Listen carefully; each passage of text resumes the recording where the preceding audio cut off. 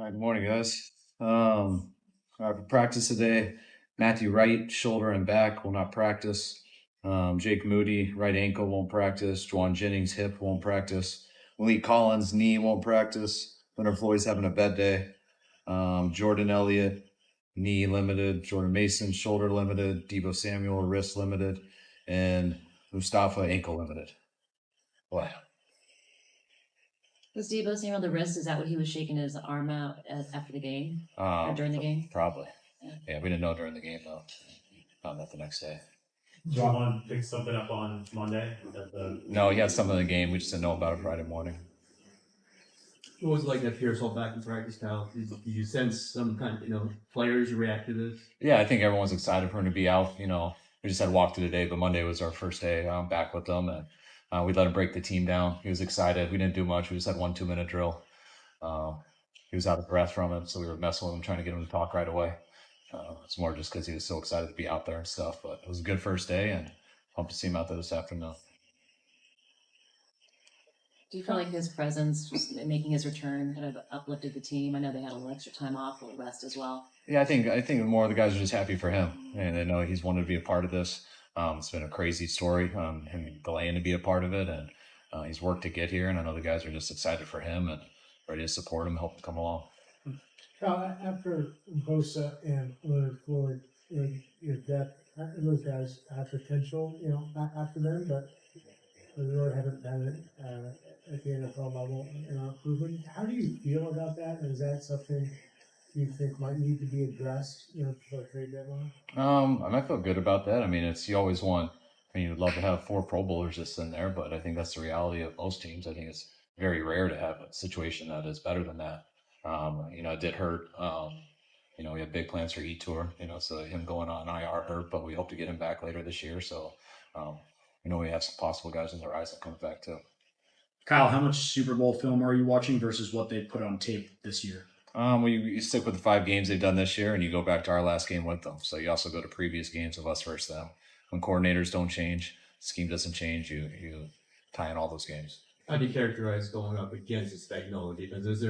Has it been about a similar feel to going up against his defenses over the last few games? I think it's gotten better and better each year. I thought last year was the best defense that we played all year, and I feel that way this year so far. So they got guys who've been playing a long time together, and they've been doing his scheme for a while. He's been doing his scheme for so long, but they continue to add to it. They continue to fine tune it, and I got a lot of respect for him and his scheme. You guys have had a lot of success game planning for Aaron Donald over the years. I know there are exceptions to this, but usually he has quiet games against you. Why don't you think you've had the same success against Chris Jones? What's the difference there? There's just different variables they do with their stuff. It's sometimes a little bit harder to eliminate him where he goes and just some of the pressures they do, but he definitely deserves that attention. He's as good as player there is, and we try our hardest to take him out, but he makes that pretty hard.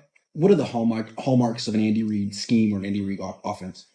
I think it features around their quarterback, obviously, puts them in a great position to make a ton of plays, and he has a guy who can make a ton of plays. They always dabble in all screens, RPOs. You always got to be ready for new plays, one that you haven't seen, and always enjoyed watching Andy since he was back in Philly, and he continues to hit ball also. On their defense, they're so man heavy against you guys in the Super Bowl. You've seen a lot of man this year, maybe more than in recent years. Is that a coincidence, or do you sense maybe teams are kind of trying to follow some sort of a blueprint? I think some games we have, some we haven't. Last game I didn't see it that way, but they did more in the Super Bowl than they had in the past. And I think in the past they were like 20% man, and they went up to 35% in the Super Bowl. And that's about where they are this year. Last year going into that game, they play more press and stuff than anyone in the league all of last year, and they're still doing that this year too. So, when you're in crucial situations, especially the fourth quarter, they blitz more than anyone in the league last year, and that's true this year too. So usually when that's the case, you see man. So it goes with their scheme, and they definitely did a little bit more last year too. Coach Steve and Kittle kind of mentioned that last week ahead of the Seahawks battle. You said it wasn't a must-win, but it kind of is a must-win. Is the conversation going into this one, given the history between you guys and Kansas City, and then the ability to kind of put the rest of the league on notice with a win, is that the same type of conversation you're having with the guys? try to have the same conversation every week. I just word it a little differently. But I never want to say the words must win until if we don't win, we're eliminated from the playoffs. So that's the only time it's a true must win. But my words were last week that I'll never say it's a must win until it's that situation, but it damn sure feels like one. And I think that had to do with just losing 2 tight games in our division, being 0-2 in our division, going against a divisional opponent. I see this game like I see all games. I feel like every game matters huge, but I didn't choose those words this week. You brought in another kicker, I assume, as insurance for Wright, whether he can go or not. And Carlson's not really historically a deep kickoff guy either. Would you ever consider bringing in a guy, at least for a while, just to kick off and then have a place kicker do the place kicker, or you just don't want to use 2 spots for that? I mean, I'd love to. You just got to see what position you want to go short at. Yeah. So I mean, that could always be a possibility. But that does take a toll on the roster big time. If you ever had one injury at the wrong spot, that would be a big regret.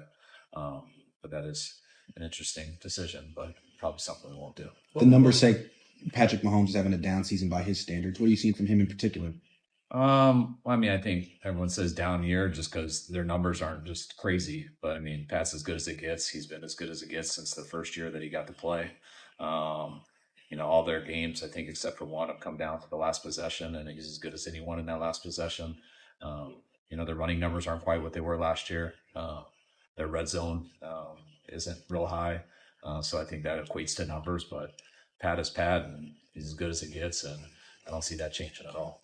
Kyle, Brock was the number 1 quarterback in the league this year and last year on the play action, but I noticed that the play action percentage this year is down. Is there any reason for that you guys haven't run as many play action passes this year? No, we try to run what we think looks good on tape, and it kind of just depends on how people are playing us. And sometimes we think it looks really good. Sometimes we think it's not so good. So it's not like we don't just do things every week because we do it. I think it's just been just a matter of how the schedule's played out. Kyle, how do you feel like your receivers have down against the coverage this season? I thought they've done some good stuff. I'm sure you guys have analytics on that, but I want to be well aware of. But I'm always trying to prove in everything. But I think we've won some and we've lost some, as usual. Also mentioned that the Chiefs are specifically a team you guys have not succeeded against recently. Obviously, 2 huge games. I know as a coach, you can't all the time make one opponent bigger than the other. But do you feel that a little bit? Like you've had some fairly large losses against these teams. Yeah, I think everyone understands that we've lost 2 Super Bowls to them. So, I mean, that can give a little post-traumatic stress when you turn on the tape, but I think that's human nature. But you got to make sure you don't get caught up in that. This game has nothing to do with past games. That was last year. We're playing a really good AFC opponent. We're 500 right now and want to stay at top of our division and get a win. You think about that stuff going into it, but in terms of what it plays out in the game, it really has no correlation, and you try to make sure that it doesn't. A couple more. Excuse me. I'm sure when you lose game, Super Bowl in overtime, there are plenty of plays like, oh crap, if only. But that 4th and 1, you get a defensive stop and the game is over. I don't know. Is that up there as well as plays? You're like, man, that hurts. Not necessarily. 4th and 1, it's 50-50. So there's other plays that are worse, but you can go through a lot of them. That's not. That's your opportunity. You got to stop for 1 yard and then it's over, and you're Super Bowl champ. So it's hard when it comes to that. But I think there was a number of other plays in that game that were just as important. That play, it looked like, my expert opinion, a well-designed play. Was there something that could have been done? Was there anything like wrong with the defense there, or do you just kind of tip your cap and say, "Hey, you got it"? No, it's hard to defend everything. 4th and 1, that's one of the tougher spots in football. And you want to start out with sneaks. You got to defend the edges. You got to defend the dive. You play tight man coverage. You got to defend every rollout pick play.